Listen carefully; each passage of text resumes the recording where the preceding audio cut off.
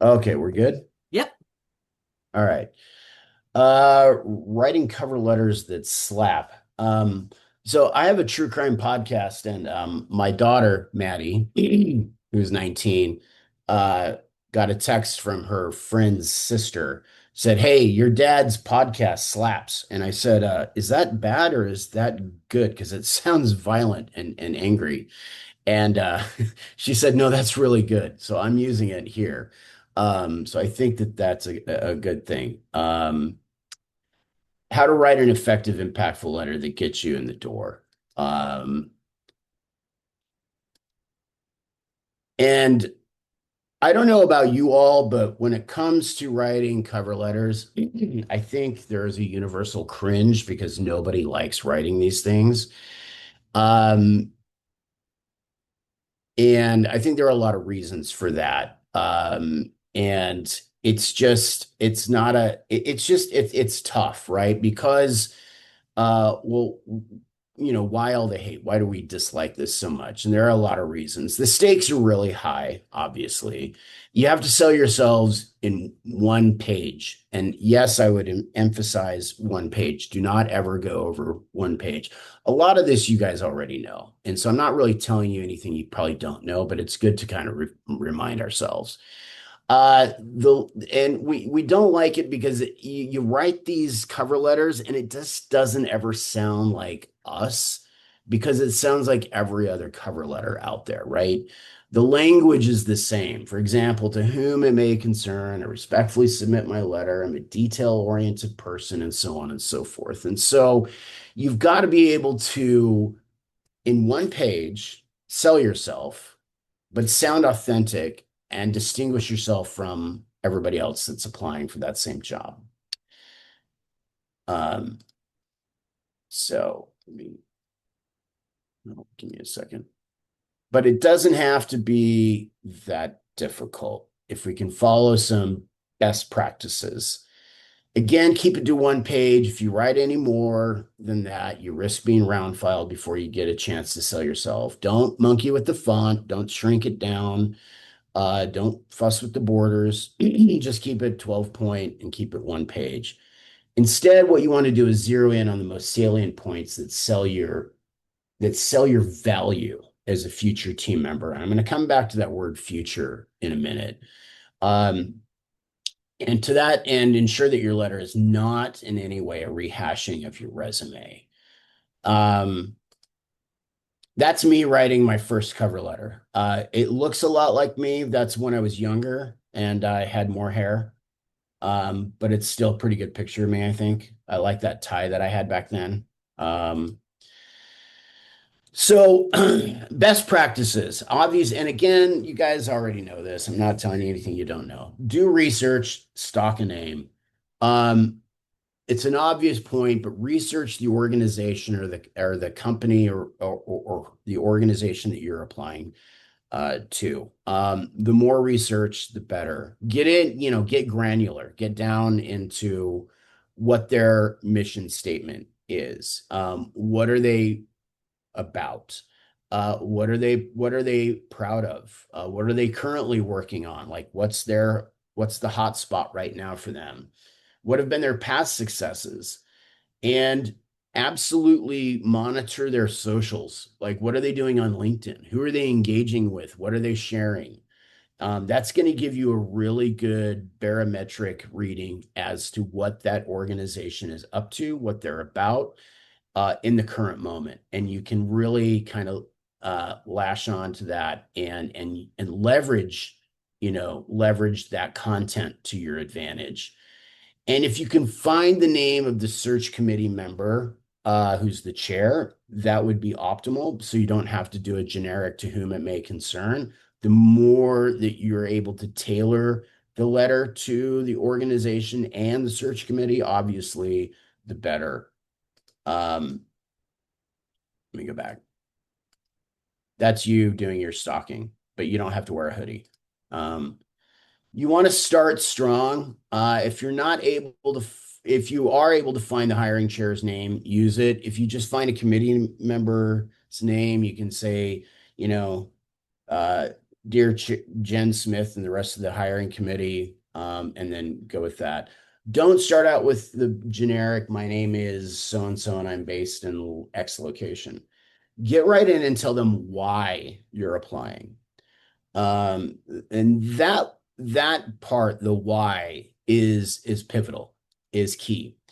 You want to be enthusiastic in your letter, but don't sound desperate. I have read, and I've sat on, and you guys have probably too, have sat on a lot of hiring committees, I've chaired a lot, I've been on a lot of committees. I've seen desperate letters, and they just they don't land. They don't land right. And so your job is to grab their attention. And here's where the why comes in.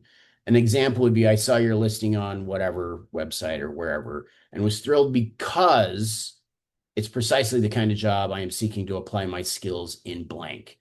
So the because is related to the why. I bolded why and I bolded because.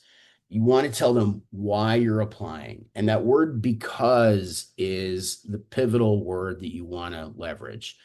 I'm applying because I have a skill set that is going to help you in your mission.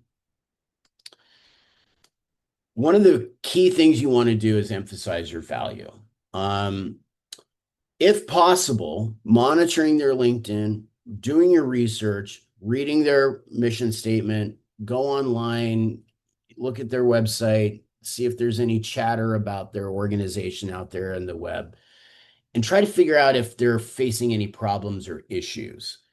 And if you can figure those out, you want to position yourself in a way that you can demonstrate how you're a solution to those problems or issues. You want to emphasize your adaptability and ability to learn quickly.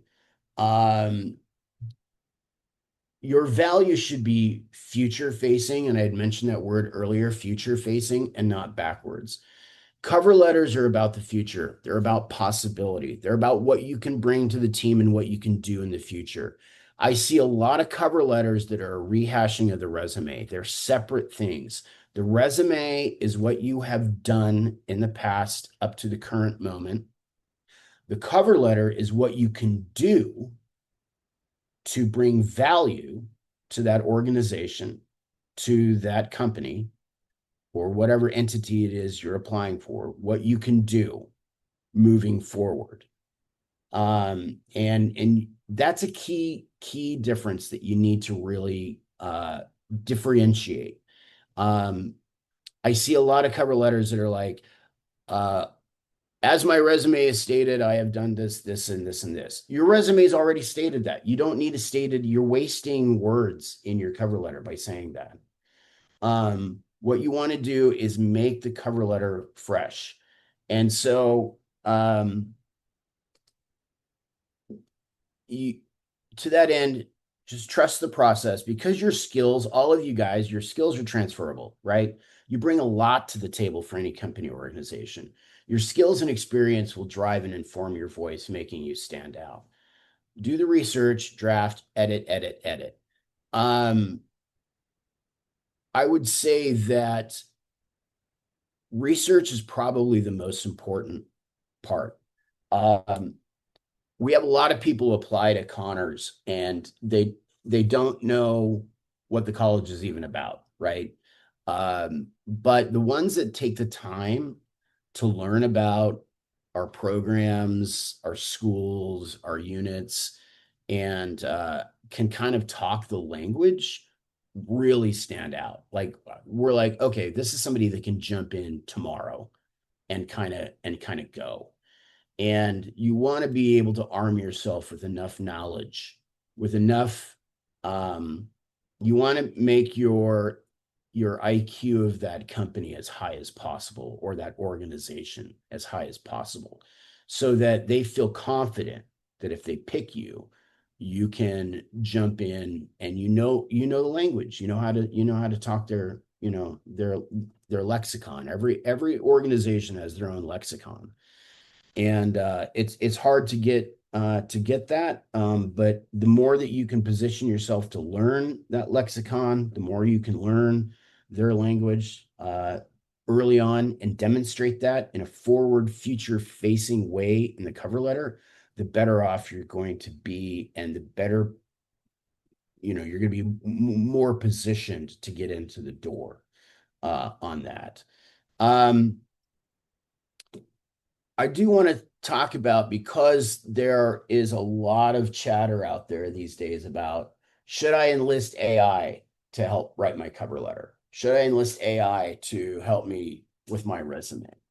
And I did a little digging and I found with the 2025 Market and Jobs Report, they found that 65% of people are using AI uh, to either help with their resume or their cover letter. Interestingly enough, what they found is out of that, 38% found that AI was not helpful. 14% found that it was helpful, but the majority did not.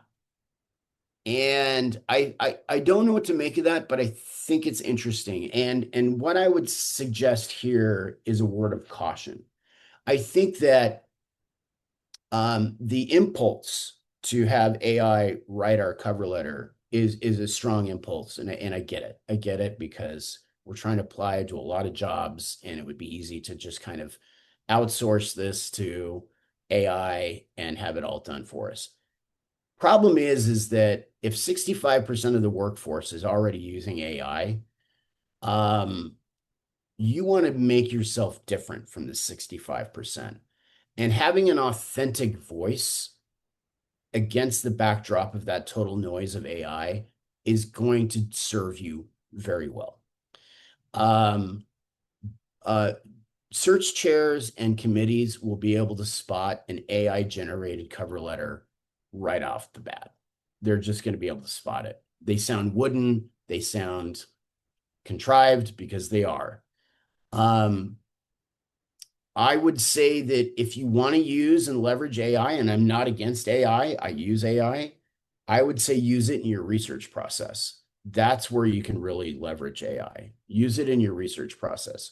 What companies or organizations out there are doing this, this, and this right now?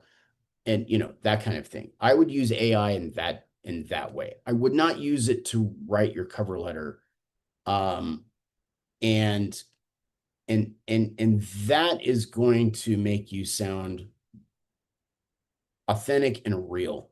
And that just in and of itself is going to let your cover letter stand out amid the pool of people who are actually using AI and just like copy paste their cover letters out to many organizations. So I would say now more than ever, it's more important for you to rely and trust your voice in the process uh, than it is to rely on any sort of artificial intelligence. Of course, that could change in the future, and maybe it's going to be better to use AI. But I would say right now we're in that weird place where authenticity wins the game. And I think that most search chairs and committees will be able to spot authenticity and they will be able to spot artificial intelligence. And that's going to tell them a lot about you.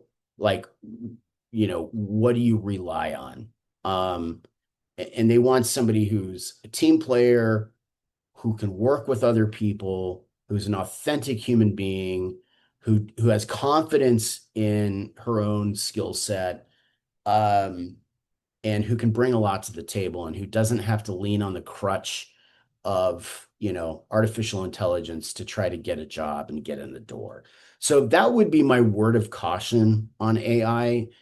Use it for research. Yes, it's definitely useful for a lot of applications. I just would say don't use it for your resume or your cover letter, if that makes sense. Um, Now, really right now, I just like to kind of open it up to questions and kind of maybe just Q&A kind of thing, like um, or thoughts or things that you guys want to talk about. or if you have complaints or grievances, like, yeah, I have some all the above. I have complaints, grievances, and a question. Um, yeah. One is like cover letters take such a long time. Like, how long should I be realistically taking on a cover letter? Like to like research and like write it all. Like, how much time should I like budget per cover letter? Per cover letter.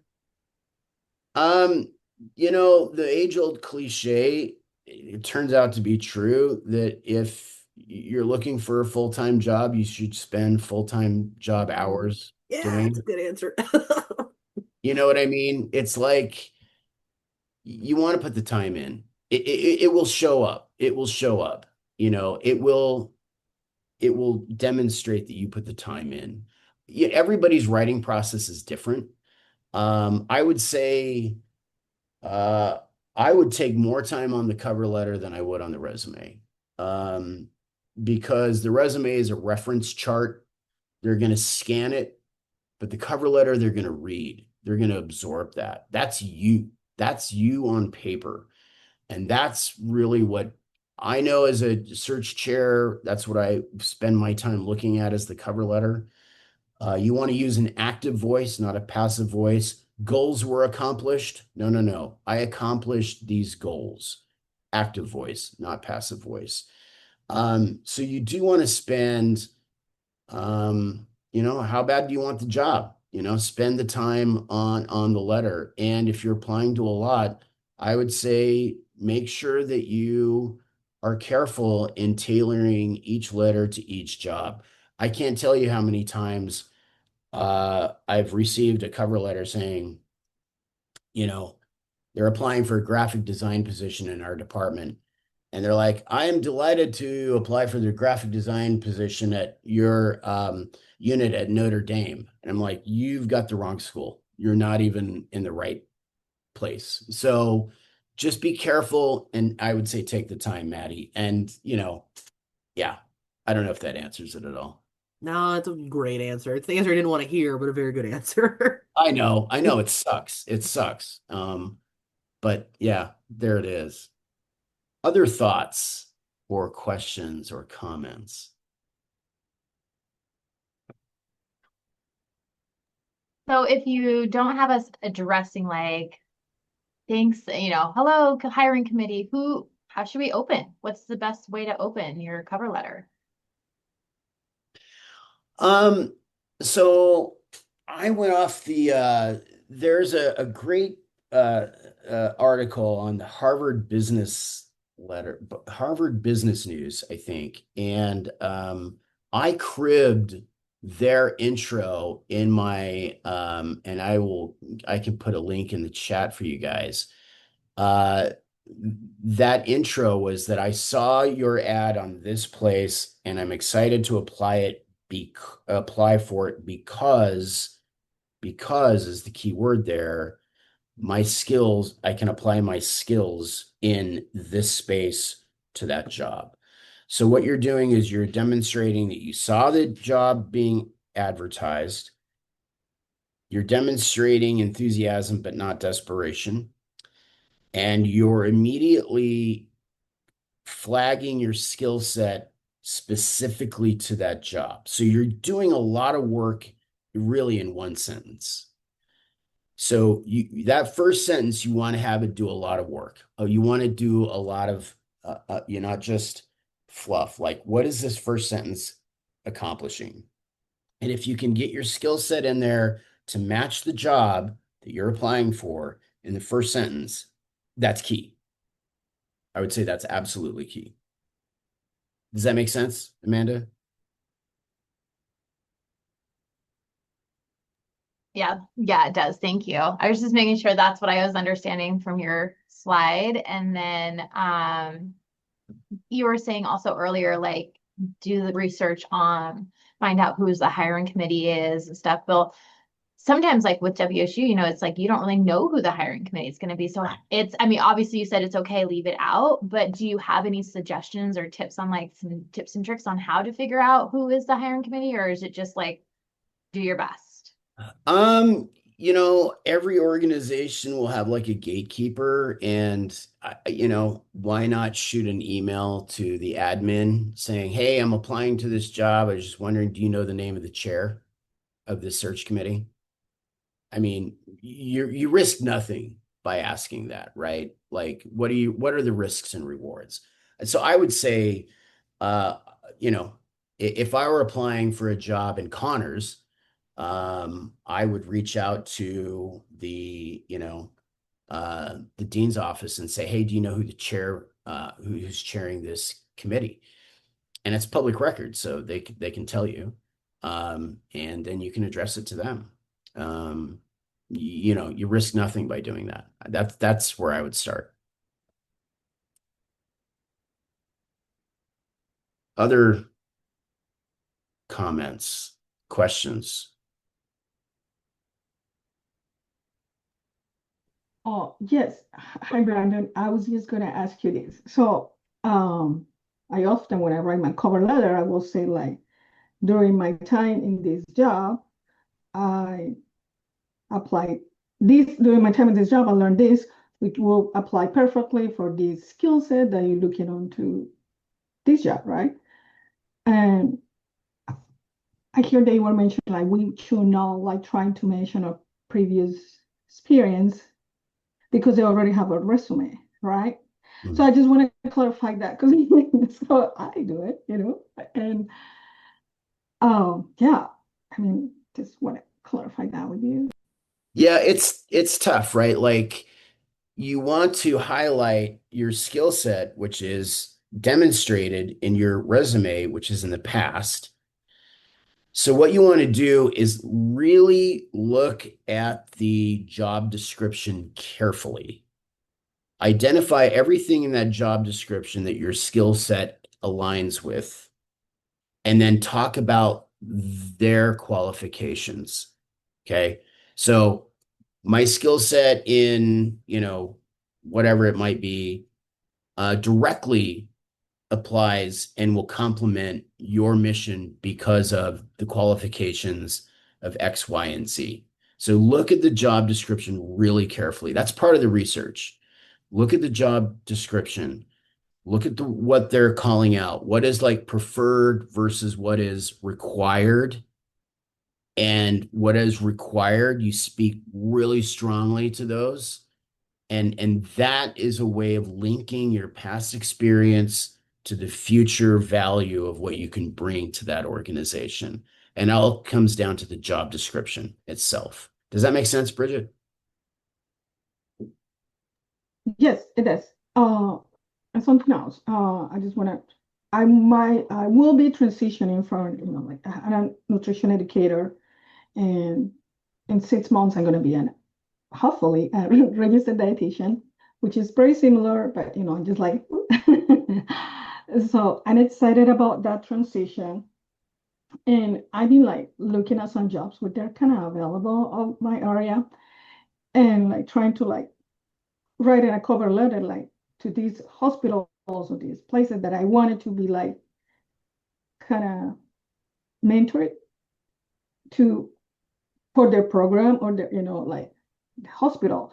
So how I will write this, like how I say, hey, I'm gonna be this in 6 months. Would you guys will be mentor me to my, what I'm gonna be in the future, what the credentials that are gonna earn in the future.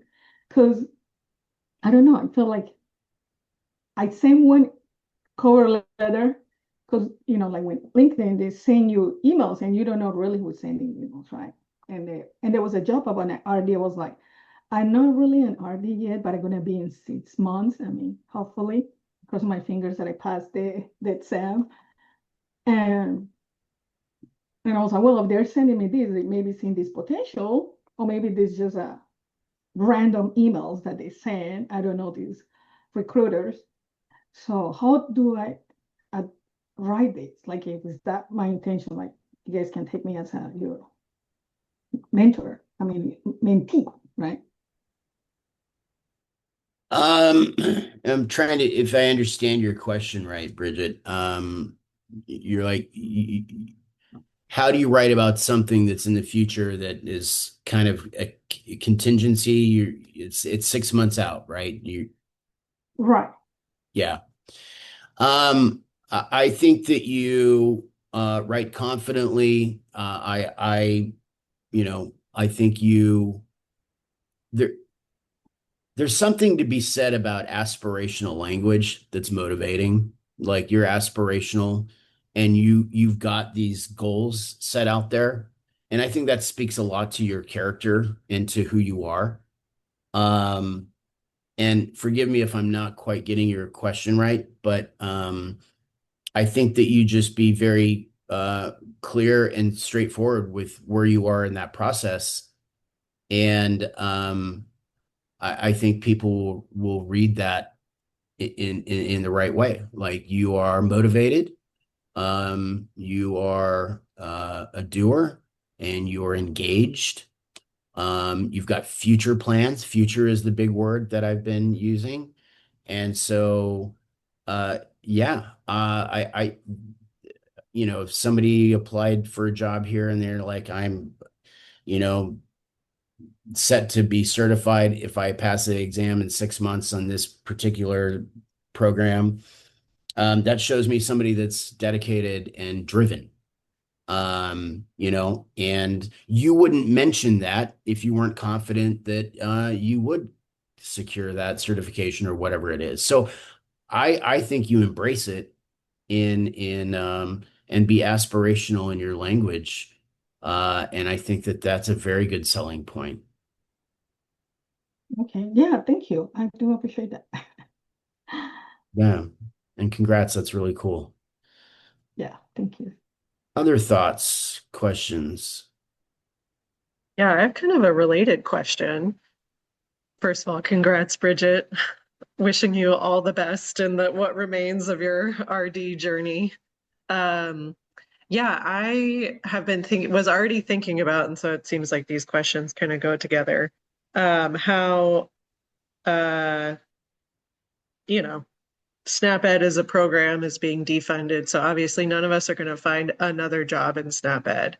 So we're all going to be kind of looking at things that are not exactly the work that we've been doing, but that we all have skills that we know can be applied to lots of different, types of work. Maybe the content is different, but the process is similar. The way you do the work is similar. Yeah. You're building relationships or educating about something other than food, maybe, but you're still educating or building partnerships or whatever. Right. What are your suggestions about like how to write about to like acknowledge that your background maybe isn't exactly in this specific area of the job that you're applying for, but that you feel like write about those sort of translational Yeah. skills or how you plan to translate the skills that you have into the position that they're hiring for. Yeah.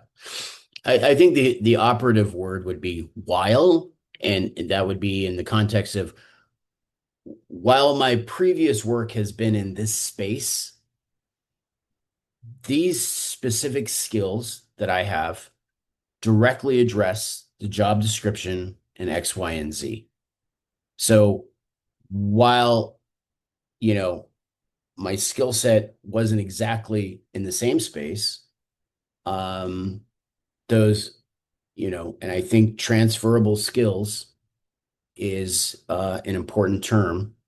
And looking at the job description, you match up what you've done in the past with what they're asking for, required, preferred, that kind of thing, and you speak strongly to what they're looking for. I think we're in a weird place where people are getting applications from all walks of life, right? And so, in a way that should give you solace, in a way, that also says there's a lot of competition out there. But the one of the things that you know, when I look at an applicant, I'm like, why are you applying for this job? Where were you and why did you leave the previous job?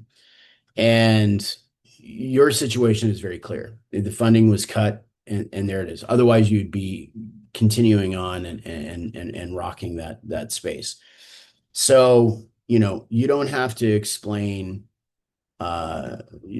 you, twist yourself in knots as to why you're applying for a new job. The key is saying, while I worked in this space, these key skills, whatever those may be, and you need to identify those, will help further your mission in your company's or your organization's future plans in X, Y, and Z. I can bring this to the table. I can help advance your plans, your whatever it may be. You want to get into what their language is, what their space is, as seamlessly as possible. Acknowledge that it wasn't maybe the same type of work. Acknowledge, but pivot. Acknowledge, but pivot and pivot hard into the skills that are going to help them. That's the best that I can say. Yeah, thank you for that. And it seems to me like a place where that doing that research that you mentioned could really come in handy to help you make that pivot and use the right language so that you're not just sort of Yep. using their industry buzzwords or whatever incorrectly or Correct. something like Yeah. that. Yeah. Yeah. Yeah. And the buzzwords. Yeah. That's where research does come in play. Yeah. Other thoughts or questions? I have a question. You mentioned about us, like why we're leaving. Should we put a little sentence into the cover on that? Like due to, SNAPhead no longer being funding or no longer being funded, I am excited, blah, blah, blah, blah. Like, should we mention anything or no? Um,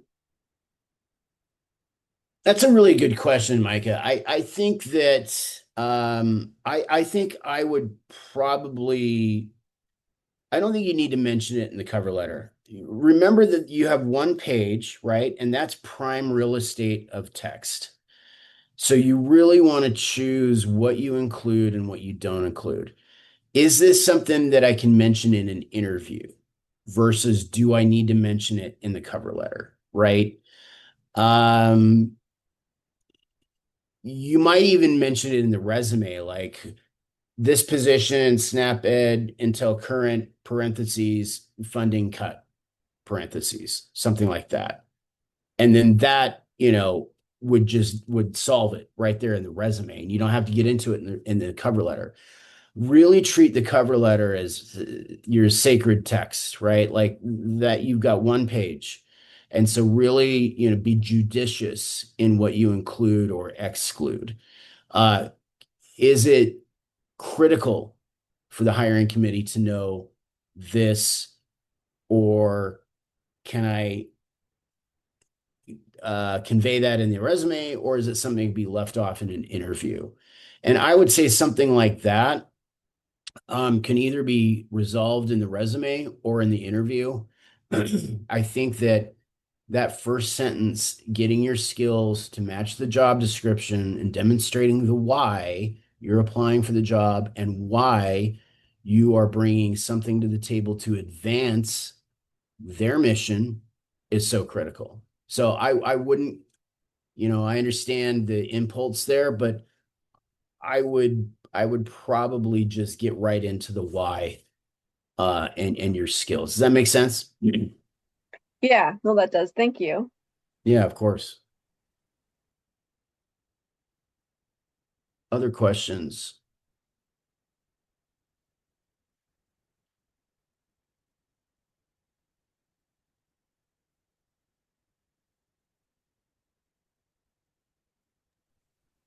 Okay, well, I have another question. Okay. You mentioned authenticity and sort of your specific voice or your authentic voice being important in sort of setting you apart.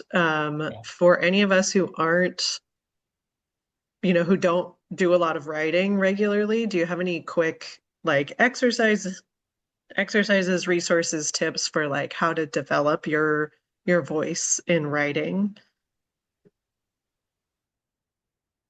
How to develop your voice in writing. Quick tips. I taught writing for about 15 years. You'd think I'd have a quick answer to that. You can't put 15 years of courses into one sentence. Come on. Yeah, what's wrong with me, right? Um, you know,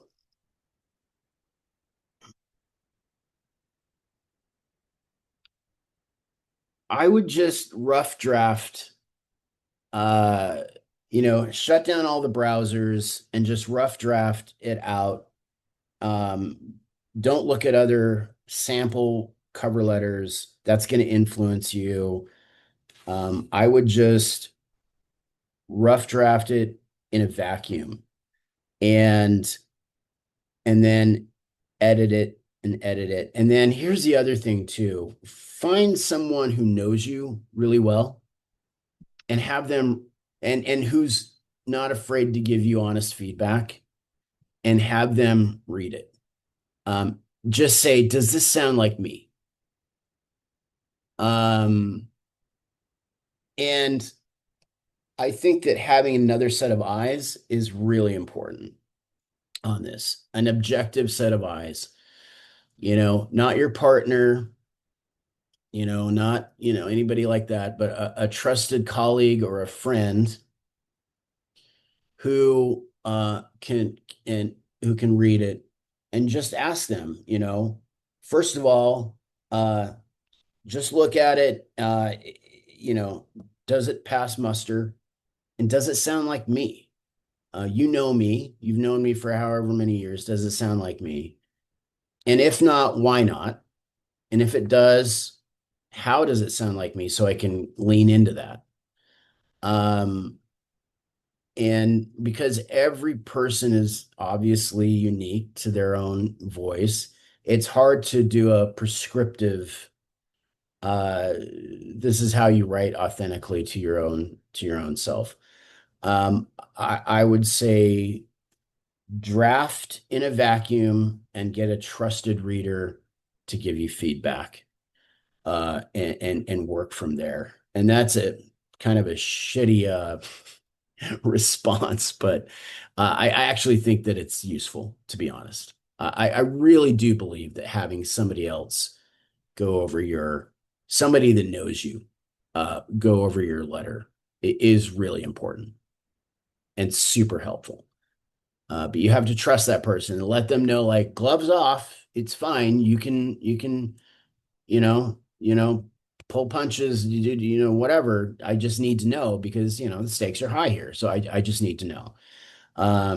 So that would be I'll have better advice 30 minutes after this call is over, right? Or at like 3 in the morning, I'm like, oh, damn, that would have been awesome to mention that.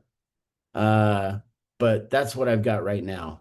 But I do think it's important advice to get another set of eyes.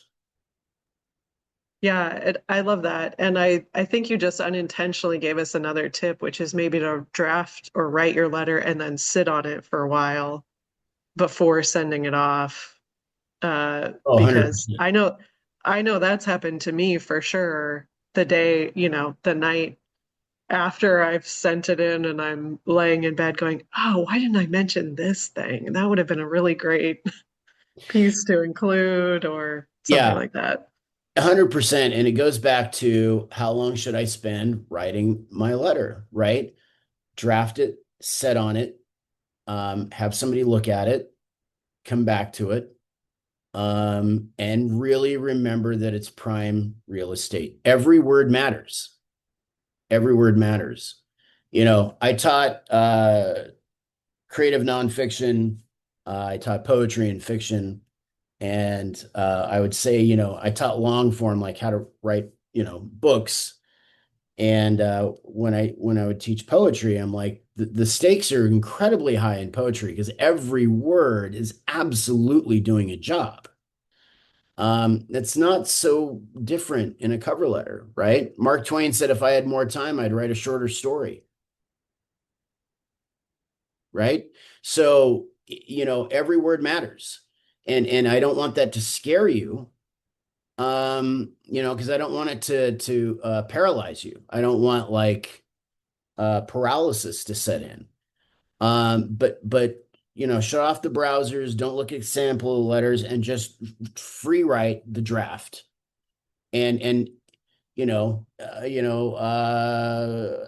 when what um when Michelangelo is doing a sculpture like David, it started with just a square piece of marble, right?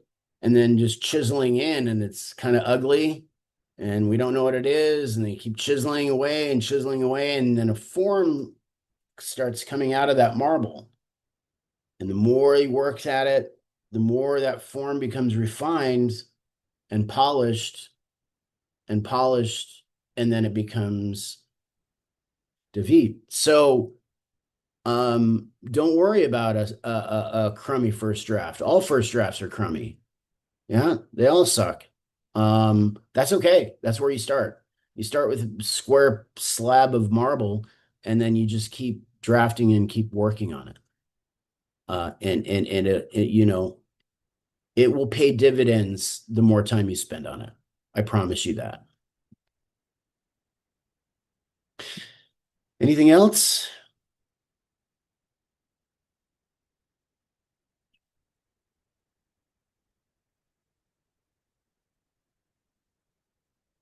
I mean, I could run my mouth for like 5 hours, you guys, and you'd just be like, why is this guy still talking? This is so ridiculous. But I don't want to waste your time either. So I have a question, Brandon. yeah. If somebody is applying for a job, and right, most of these job applications we do now are through some sort of online portal, Yeah. and if there is not a place for a cover letter, do you suggest getting the cover letter to that hiring committee like another way? I would. I would come back to also finding out who the chair is. I would ask a two-part question like, hey, applying for this job, I'm wondering if you know the name of the chair, and is there a place where I can submit a cover letter? Or how do I do that? That shows intentionality, that shows conscientiousness, and attention to detail. So you risk absolutely nothing by doing that. Yeah, really good question, Eileen. Yeah. Anything else?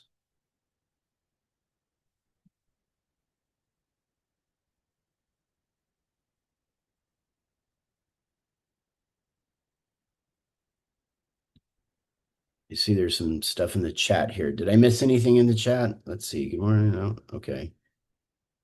All right. All right, And I'm going to stop recording, but we'll stay on for just one more moment.